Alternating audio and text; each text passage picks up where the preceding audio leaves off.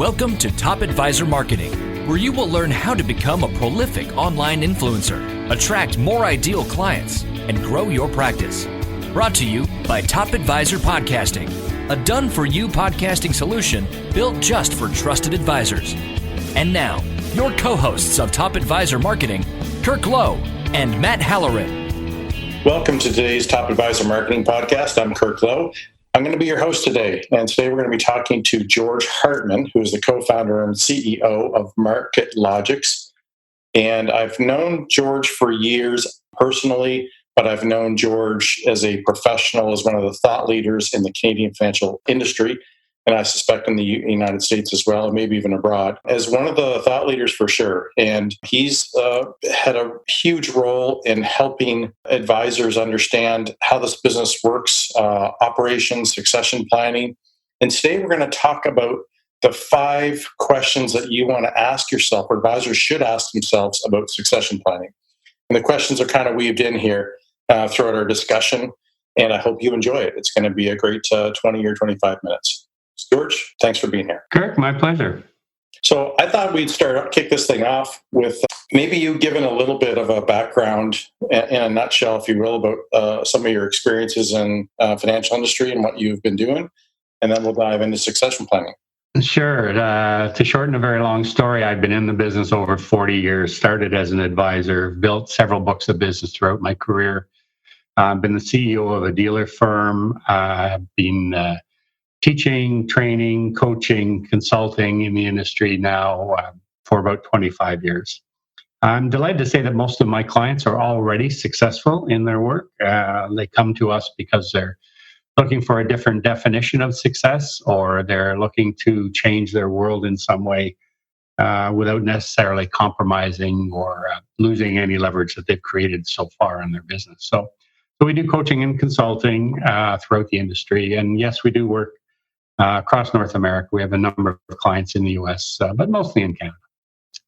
Beautiful. So I'm curious, what is the state of succession planning in from your worldview, and the impact that that's having on advisors and the industry at large?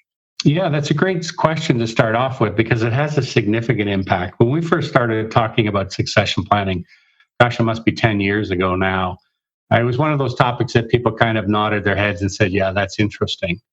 Over the past 10 years, the interest in it has not only heightened, but the science around it and the dedication, the diligence that people are employing around their exit or succession planning has really heightened quite a bit. That's largely a function, I think, of the aging demographic of advisors. The majority of the senior advisors are baby boomers. Their average age is late 50s. But the senior advisors, the ones who control most of the relationship with clients, are actually older. We have an insufficient number of new people coming into the business to replace those who are going to be exiting over the next little while. So this is a very hot topic. It's coming at the same time as, from an industry perspective, there's a greater demand for advice. There's a lot of confusion around products and advice and delivery. And then, of course, we have the whole impact, and some people would say disintermediation of technology that's having a significant impact on the industry. So it's a hot topic today. Unfortunately, it's not particularly well addressed. The majority of advisors, although they talk about it with more earnesty, they don't necessarily act on it to create actually a formal written plan.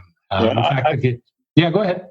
Yeah, over the years, I've worked with a lot of advisors who've talked about the need for it. And I'll be honest, I don't know that a lot of them have had a plan in place. They think about it, talk about it, but what gets in the way of advisors putting something like this? I mean, the obvious things that there's a lot going on in the industry. There seems to be a constant flux of change, a lot of products, as you just described. But what do you think gets in the way of advisors really paying attention to getting this done the right way? Yeah, there are 2 big emotions around success, or 2 big dimensions, I should say, around exit or transition or succession planning. One's emotional and one's financial. I think the emotional one is actually the bigger one, and I call them the terrible twos. I'm having too much fun. I'm too important to the business. It's too difficult to put together a plan. I'm too busy. It's too soon. I'm too young. I'm too attached to the business. All of those two. And then the biggest one around that is to do what? And many advisors who've worked in their practice for 25, 30, 40 years even just have no idea what they would do if they didn't have to get up every morning and go to the office and interact with their clients. This isn't really just a financial advisory challenge, right? I mean, advisors, I'm kind of going on a little tangent here, but advisors who work with clients, they're experiencing the same thing, which is that disconnect between their world and what they do, right? So that's why life planning is, becoming increasingly important. And obviously, in your case, succession planning. But they're both interesting, parallels for sure. Sure, and it extends well beyond the industry. Basically, it's the entrepreneur's dilemma. Many people are defined by their work or their business, and then if they anticipate not having that business, then it's almost an existential question. If I don't have my business, then who am I? That's a tough one for many people to deal with. Michael Gerber has a great quote on that, and I think I'm paraphrasing him, I suspect, but if you either own the business or the business owns you, or you own a business or you own a job, I think that's it. Either own a business or you own a job.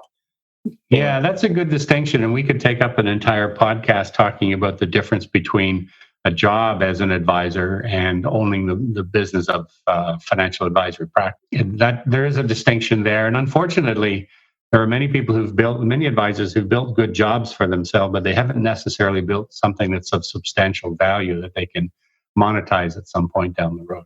Right. So let's make that our next podcast. Okay. Sure. Yeah.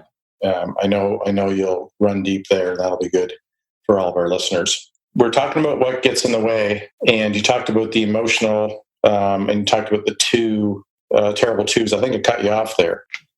No, I just was kind of running down the list. Too much fun. I'm too important. It's too difficult. I'm too busy. It's too soon. Too attached to the business. And then the big one I said is to do what? What am I going to do when I no longer have to do what I'm doing now? Yeah. So I think I remember you talking about one of the big obstacles, or one of the most important steps. I guess it's the first step in the process, is starting with a written strategy. Can you talk a little bit about advisors actually taking concrete steps and what's holding them back there, or what they need to do? Yeah, I think once you get through the process and you can commit it to writing, then it's much easier to stick to it and to implement the strategy. I talk about preparing yourselves through a defined process. Step number one is to get ready financially. Most advisors, as we indicated, have built pretty good lifestyle businesses. They're used to earning a substantial amount of money. But when that cash flow stops, even though they receive, perhaps a lump sum or some payout from someone who wants to acquire their business, there's often a significant difference in the economic reality of their lives post-retirement versus pre-retirement. So they have to get themselves ready for that. The starting point there is to get a valuation on their business, so they know how much they can expect to draw down from it to fund their retirement lifestyle. The second step is to prepare themselves emotionally. All those questions that I asked earlier, or I mentioned earlier, the terrible twos, to get themselves actually psychologically ready to step away from their business. And that, as I said, is probably the bigger challenge than anything else. Third step is to determine the exit date. Very few advisors actually circle a date on a calendar and at 5:00 on that particular afternoon walk out the door. It doesn't happen that way. It's almost always a transition, but we need to have some frame of reference. So I have a methodology. I ask people to pick two dates, in fact. Call the first one the earliest possible. And it's usually driven financially. What is the earliest possible date that I could exit the business and be somewhat satisfied? The second state that we ask them to put in the ground is, what's the latest acceptable? And so how long am I willing to stay in the business if I had to? The interval between the earliest possible and the latest acceptable hopefully is somewhere in the 2 to 5 year range. Then the next step is to pick the exit plan. There are lots of choices as to how we exit the business. Obviously, choose your successor and then implement. Those are the steps. So is that defining their options? Are those the two options there? Well, no, the options for exiting are, there's at least 5 or 6 of them. We can, I always say the first option is to do nothing.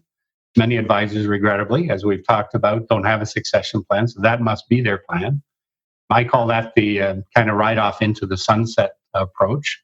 No, that's the die in the saddle approach. That's what I call that one. To do nothing. Yeah, to die in the saddle. Number two is to carry on. That's the ride off into the sunset. No succession plan required there. You just keep becoming more and more insignificant in the first two sound quite painful. Yeah, but again, they're easy, right? Because all those reasons why I don't want to do succession plan, I can use here as to why I don't have one. I'm just going to do this. Just going to carry on. The third, and probably the most popular option, is a partial exit. And this is where the advisor says, I'm going to sell off, transfer part of my book. I'm going to focus on the high value clients, maybe keep the top 20, 30, 40 clients, and let somebody else deal with the rest. So it's kind of downsizing. But the problem is, from the research that we've done, is we know the top 40 or 50 clients represent more than 100% of the profitability of the business. So if you strip those out, you basically need no value for the successor in the business. And as I said, there's a sophistication coming amongst the buyers now where they realize that if you're stripping out the top 50 or so clients, that you're not leaving much for me, so I'm not going to pay you much. The fourth option is the internal transfer. This is the easiest one to arrange. It's least disruptive to clients.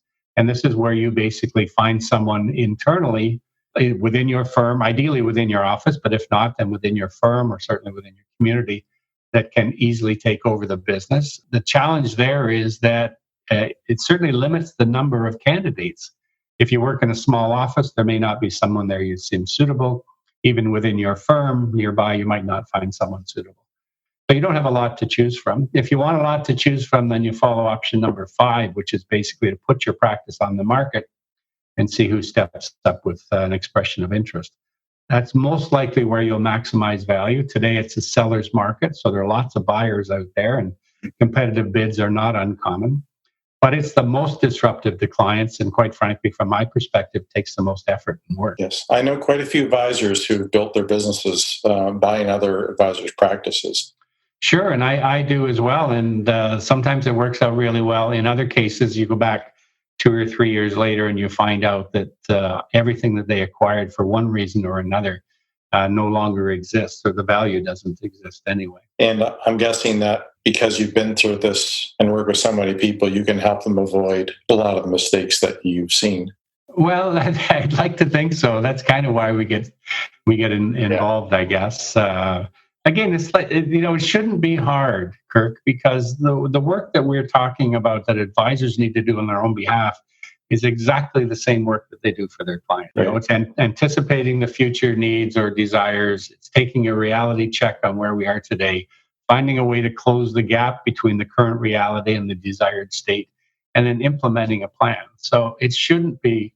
That's not a reason for advisors not to plan. They know how to do it because they do it all the time. I wonder if there's a propensity, or if you can, for advisors who are comprehensive planners in their practices, who document and do written plans, if those people are more likely to be the people that spend the time and value a written succession plan. Have you ever thought about that? I haven't really tried to make any connection there. Intuitively, that makes perfect sense to me. But I think we run into, the shoemaker's children, the dentist kids with poor teeth kind of syndrome here. It's interesting, that the advisors are preaching this, like you've just mentioned, and can't take care of it. But it is a very busy profession. And so there's certainly lots of excuses, plenty that are valid, right, to a degree. But are there any thoughts on some baby steps that advisors can take to kind of start moving this forward? Yeah, I think that's a great question as well. The easiest starting point is what I would call a contingency or a business continuity plan. Mm-hmm. And this is an agreement between one advisor and another, where essentially in the event of death or disability, we'll take over each other's business. Isn't that a regulatory commitment? It is not a regulatory commitment in Canada. The United States has required advisors, the SEC, the Securities and Exchange Commission in the U.S., is requiring advisors registered with the SEC to have a business continuity plan that was originally focused only on what I would call disaster planning. Right. A fire, a breakdown in security data, all these types of things. But they are expanding it now to to what happens when the advisor, for whatever reason, is no longer available. We haven't experienced that yet in Canada, but it's coming. But to me, it makes perfect sense. I don't know why you would hesitate on this at all. A number of dealer firms with which we work have made it mandatory that advisors within the firms find a business continuity partner. Unfortunately, in some cases, I can think of one classic example where I asked an advisor I was working with who their continuity partner was, and they pointed across the room and said, "Oh, it's that guy." And I said, "How'd you pick him?" And he said, "Well, he was the only one left." So it wasn't a careful choice. Let's put it that way. So that reciprocal agreement is a good place to start because it contains many of the elements of a succession plan as well. Now, there are situations where advisors would be willing to take over a practice, in the event of death or disability, but not necessarily willing to buy it out when the advisor retires. But if you search carefully for your continuity partner, chances are you might find your succession partner as well. Well, the continuity partner is kind of interesting because if you do that, it's like you've set something in place. And when you start thinking about what it does and what it doesn't do, that should give you some energy to go a little bit further. So does that make sense? Yeah, absolutely it does. If we select carefully, if we have a meeting of the minds, if we are compatible in a number of ways that we think are important to make up any partnership work, then that could be a really solid start to a succession plan for sure. Yeah. So everybody's wondered. So, this podcast is called Top Advisor Marketing, and clearly you're talking about things that top advisors need to consider in their practice. But it's my job to tie this back into marketing. So I'm curious, and I've had conversations before on this about where does marketing fit into the succession planning process? I'm curious what your thoughts are on that, George. Sure. And I understand your interest, and I have that interest as well. I think the framework we can put around this is that anyone, when they want to exit their practice, wants it to be the maximum value that they can generate. In fact, I have a kind of a management mantra. I tell all the advisors with whom we work, I say, you need to be prepared to sell your practice at any time to the most qualified buyer for the highest price, because life happens and we never know. But let's assume that there's no catastrophe or contingency along the way, and we work our way through to a normal or a traditional succession or exit from the business.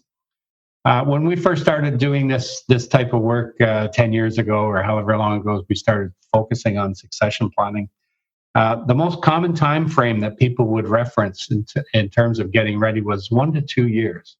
They thought if they started planning 12, 24 months in advance that they could get it all done. I'm happy to say that the thinking is now expanded out to 5 to 10 years, the preparation and the amount of time needed to get this done. And that to me is really, really good. And I joke about this a little bit when we do conference presentations. I say, if we have 5 to 10 years to work on your transition strategy, and then we can be very strategic about it and we can maximize value. Now, over a 5 to 10 year period, marketing is going to be an essential part of the strategy. Is how do we position the business so that the market and the potential buyer recognize its value? So we want to build the practice, and lots of things we can do. If we have a marketing strategy that's in place and some marketing activities that can be transferred easily to the buyer, that increases value. If we have marketing strategies that build brand in the community, that enhances the value of the practice. If we have marketing strategies in place that attract new clients or attract our target market clients, that can be maximizing value and so on. So the longer the period of transition, then the more impact I think a solid marketing plan can have on it. Yeah, I've had the discussion with advisors who are contemplating this. Have you ever written any marketing material on this or articles? Or not specifically on that relationship, but you've given me an idea. Maybe that's something we should do. Well, I'll pay you to do it. Sure, we can talk about that. I think there are lots of opportunities. Yeah, for sure. I recall about a year ago, there was a gentleman who I met at a conference, and he was really excited about the opportunity to work with us. build his brand, and help him start a podcast. He was really excited. He said, there's only one problem. He said, I've been in the process of developing a succession plan, and I've got an accounting firm who does a little bit of financial planning, who are, thinking about taking on my business because then there'll be accounting business with it, and so on and so forth. Anyway, as it turns out, after 2 or 3 months of going back and forth, what happened was the people purchasing him thought, why would you go through and build your brand? So he didn't get it. Why would we let you go build that and then buy it? What he was trying to do was to get them involved in the branding process so that he could create more value. But I knew that they were going to see that. Why would we build the value with you? Why wouldn't we just, buy you and then we'll figure out the brand later? Because to them, it was worth less if he didn't go through that. So as it turns out, I guess he took the path of least resistance. He wanted to make sure that they were the succession plan and didn't want to upset them. We ended up not doing anything, which is fine. But I think when you leave it too late, obviously it's not the best plan. I don't know if you ever experienced that before, but in our experience, a good marketing plan, you really don't feel the impact of it, the major impact of it for some time.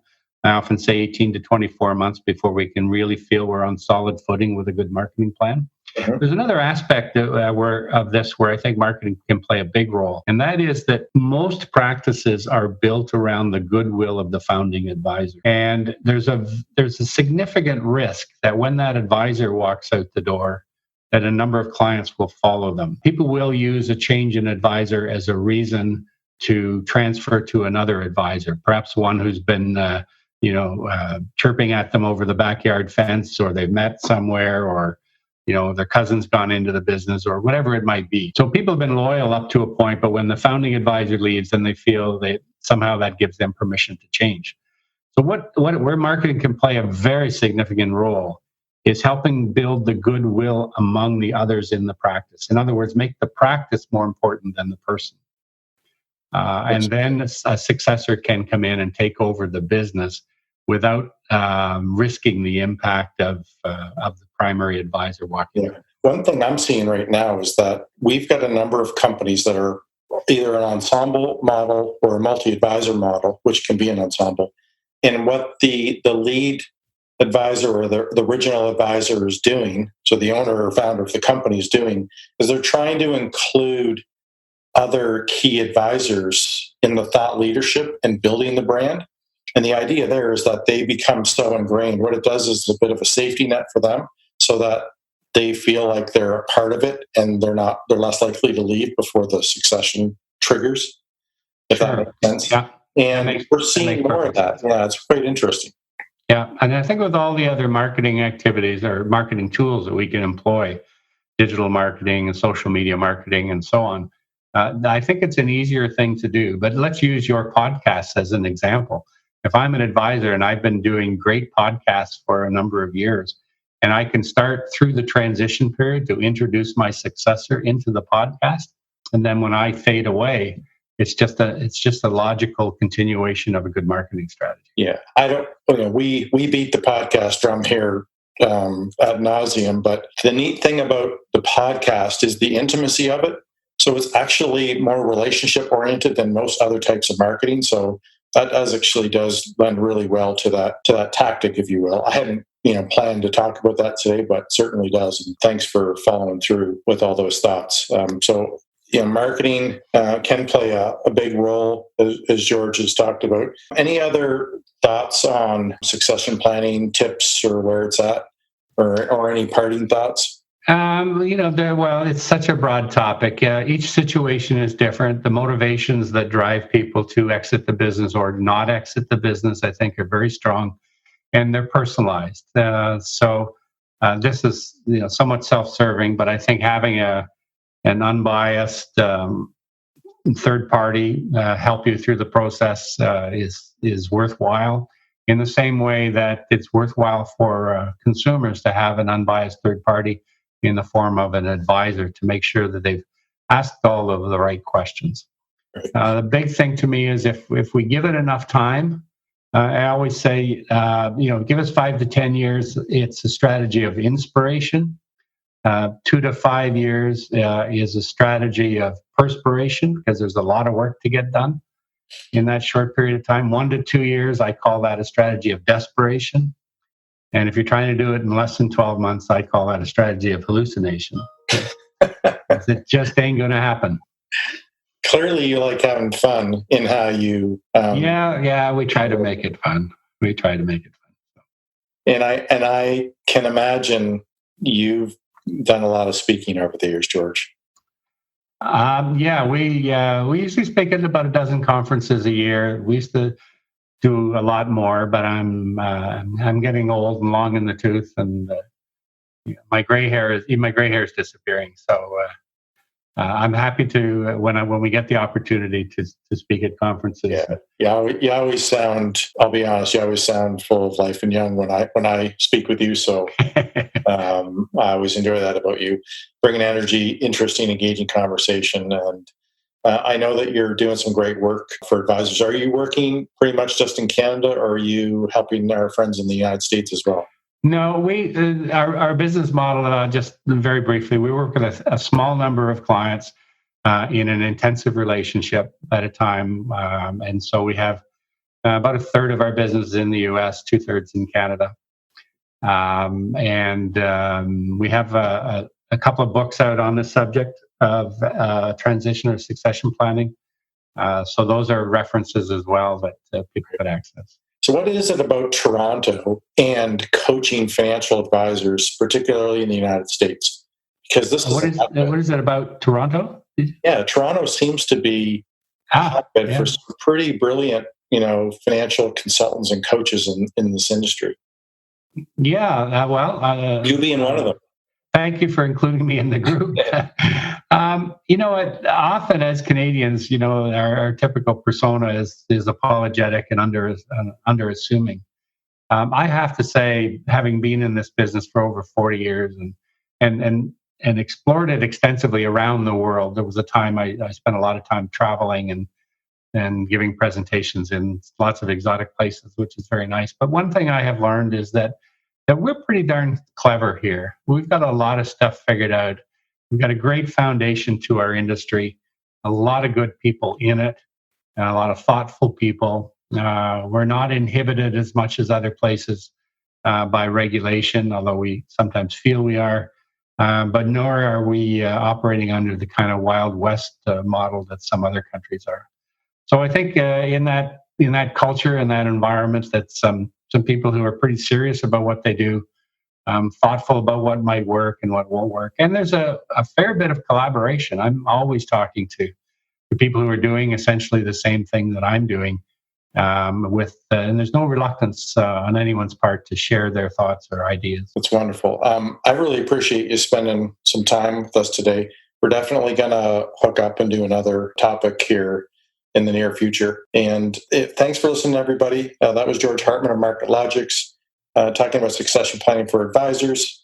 And you'll see the summary notes just below there that kind of give you an overview. Of course, if you're at the end of the summary here, you don't even need to read those. So thanks so much. Don't forget to subscribe to our podcast by hitting the button down below. If you would like us to talk about anything that's of interest to you or something that you're going through, please send a good friend, Matt Halloran, an email, matt@topadvisorm.com.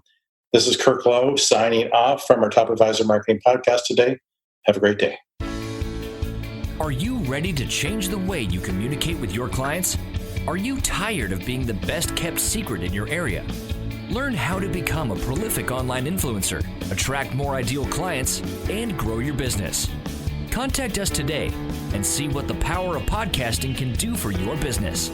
Click on the Contact Us link on our website at topadvisormarketing.com and set up a call to learn more. Follow us on LinkedIn and Facebook for more updates and information.